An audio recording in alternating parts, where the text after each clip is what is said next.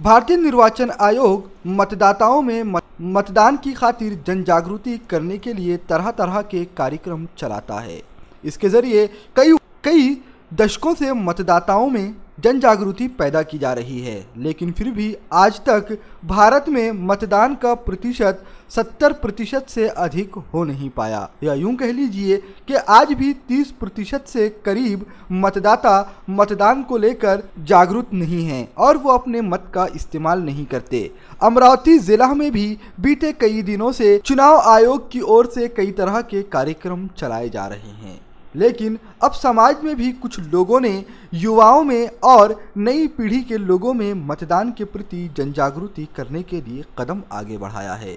अमरावती शहर में एक विशिष्ट संस्थान से खरीदी करने पर मतदाताओं को 10% की छूट देने का वादा किया जा रहा है। भाईने हा जो उपक्रम राबवला आहे, माझ्या तरी पाहण्यात असा उपक्रम हा पहिल्यांदा येतो आहे। ते स्वतः म्हणतात गेली अनेक वर्ष हा उपक्रम ते राबवत आहे। कुठेतरी माझं त्याबद्दल दुर्लक्ष झालं असं मला वाटतं आहे। एक अतिशय चांगला उपक्रम आहे आणि त्या निमित्ताने जी जनजागृती होणार आहे, विशेषतः हॅलो कॉर्नरचा तरुण वर्गच जास्त इथे येणार आहे आणि त्यांना तरुण वर्गच नेत आहे। जो नवीन आता 18 वर्षाची जे पोरं होत आहे आणि जे वोटिंग करणार आहे त्या पोरांसाठी ही आकर्षक योजना, त्या निमित्ताने आपल्या देशामध्ये एक चांगलं वातावरण, अमरावती शहरातून हा मेसेज सर्वत्र जात आहे की एक चांगलं वातावरण या ठिकाणी तयार होत आहे।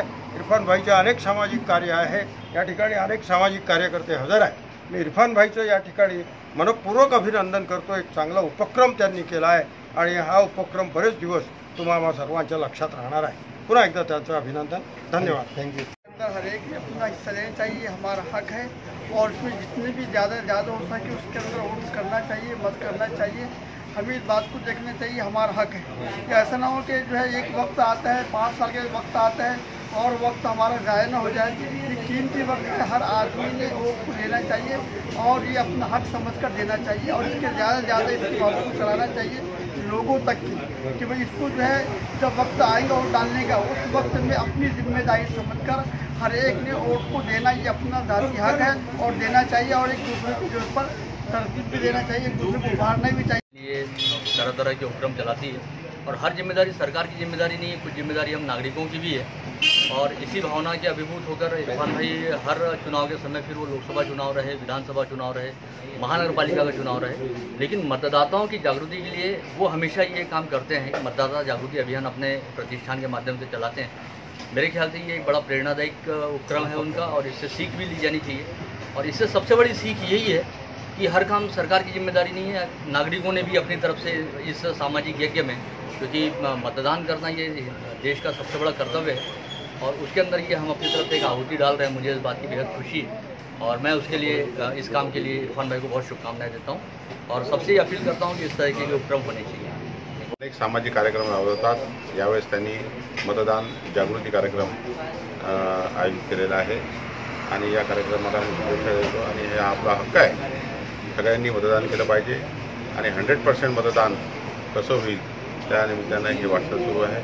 उस विशिष्ट संस्थान का कहना है कि अगर आप आने वाले चुनावों के दिन मतदान करते हो, उसके बाद आप हमारे संस्थान से कोई भी खाद्य सामग्री खरीदते हो तो उसमें 10% की छूट दी जाएगी।